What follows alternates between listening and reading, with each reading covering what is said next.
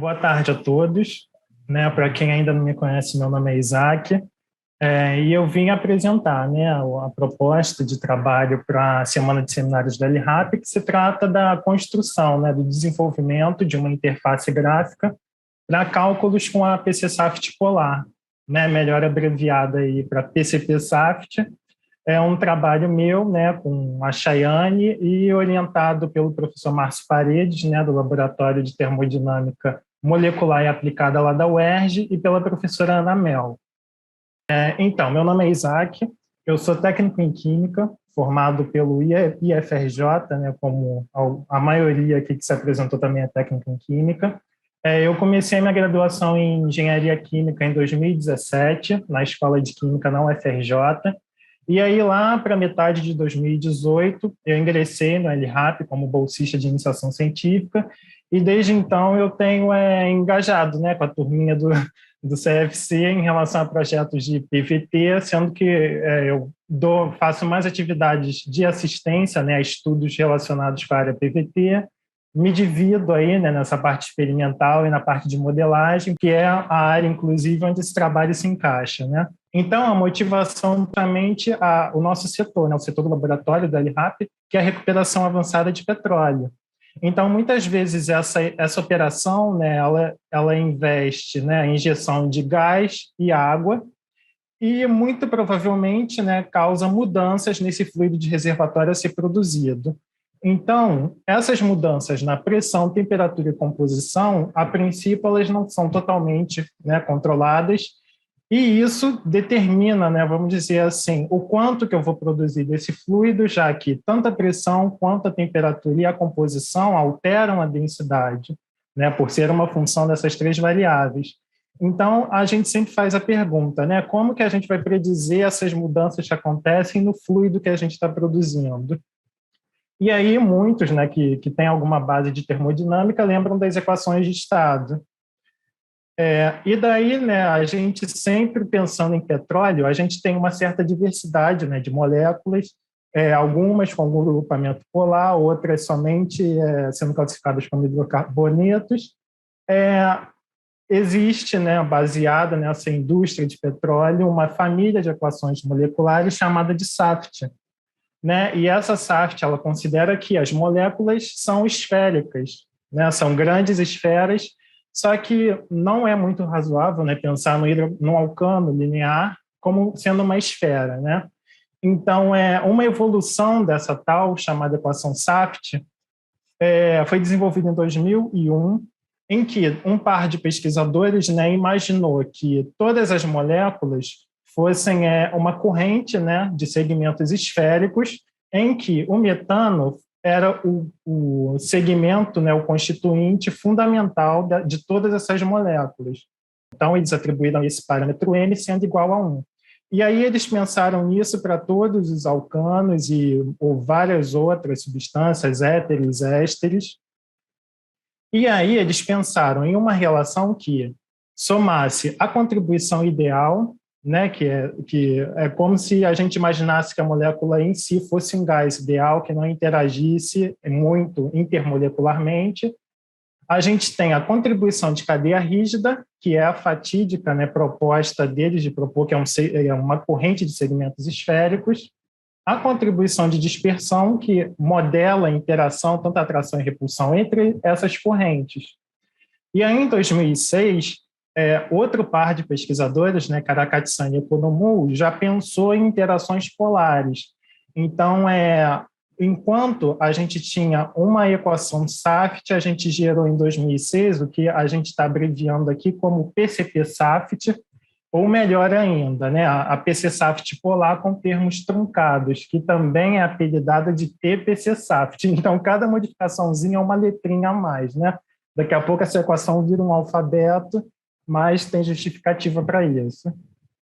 Então, eles, imaginando essa variedade de correntes de segmentos esféricos, eles modelaram a interação entre dois segmentos nesse poço de potencial modificado, que vocês estão vendo aí a animaçãozinha, e o sigma, que vocês estão vendo ali no eixo X, é um parâmetro a mais, que se refere justamente ao distanciamento desses dois segmentos esféricos. E é um parâmetro óbvio que a gente usa para poder fazer os cálculos na equação. Então, a gente tem aí que a PCSAFT polar, né, ou melhor, a teoria estatística polar de fluidos associativos, né, com cadeia perturbada, é um nome bem gigante, é o somatório dessas contribuições, né, em termos de energia livre de Helmholtz. A gente também tem outras parcelas, que é a associativa e a iônica, só que como a gente não trata muito, né, de íons e nem de fluidos que se associam, por exemplo, a água, a amônia, então a gente se restringe a fluidos não associativos polares ou apolares. Então a gente pode obter essas propriedades, né, PVT, e também estimar equilíbrios de fase, através dessa relação de energias livres de Helmholtz, a partir daquelas derivações, né, de termodinâmica clássica. E aí vocês estão vendo infinidade de equações que compõem essa equação de estado, e aí a gente vê que para implementar isso é uma dificuldade bem grande, porque precisa de experiência, você precisa ter expertise em programação, e aí foi nisso que eu pensei em propor, né, essa interface gráfica, né? Aí eu resolvi batizar de PCP Software, né? Coloquei uma marca registrada ali. E aí é esse o objetivo, né, dessa apresentação, que é mostrar essa interface para vocês. Então, eu fiz essa interface usando Python mesmo, usei uma biblioteca do Tkinter, que é dedicada justamente para montar essas interfaces gráficas. Aqui tem umas especificações, né, de memória. Aqui eu montei, aqui é só um print mesmo do código, né, que eu montei, eu usei o Spider, que é como se fosse uma versão MATLAB para Python mesmo. E aí que vem a parte de eu compartilhar aqui a tela, para justamente mostrar o programa funcionando para vocês. Então, a gente tem esses botões aqui, né? Esse primeiro botão, eu simplesmente me inspirei num símbolo de alquimia para mistura, e é um menu justamente de formulação de misturas. Então, até ontem, eu ainda estava cadastrando substância aqui, então tem 100 substâncias variando entre a PCSAFT e a PCSAFT polar truncada.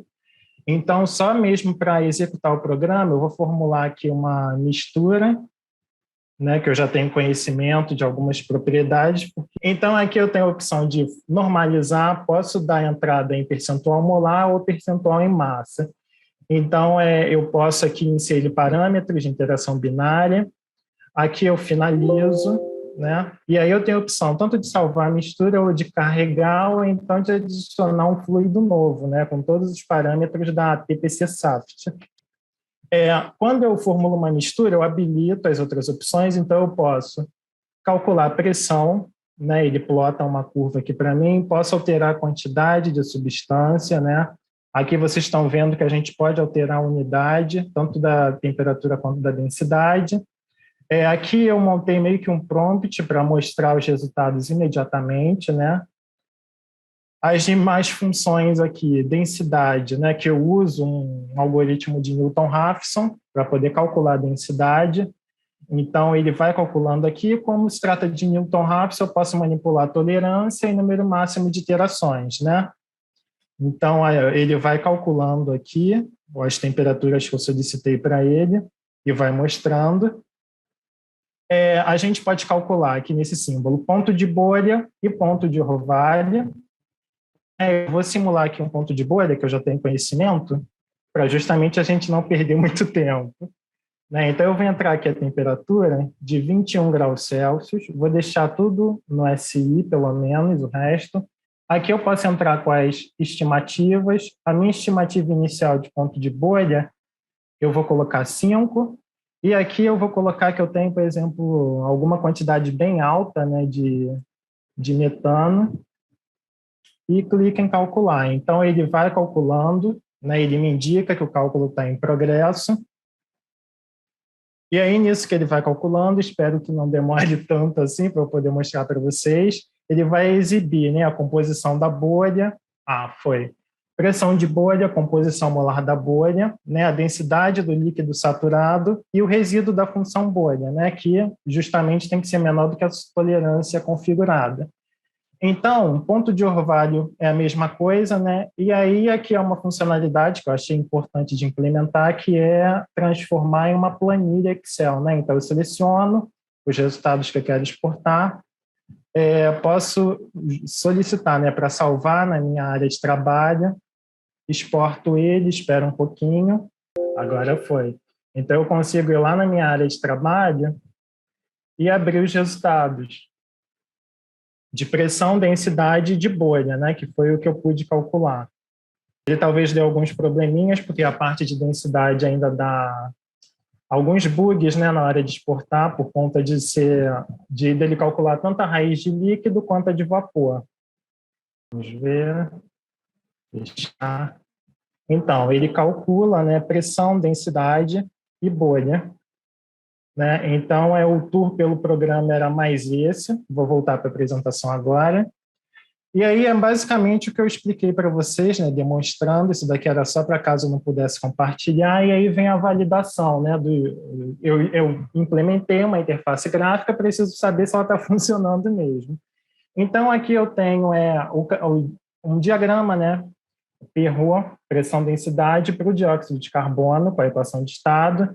Então, para essa equação de estado, a gente não tem pontos, né, discretos, a gente tem que comparar visualmente com o autor original, então a gente conseguiu se implementar direitinho.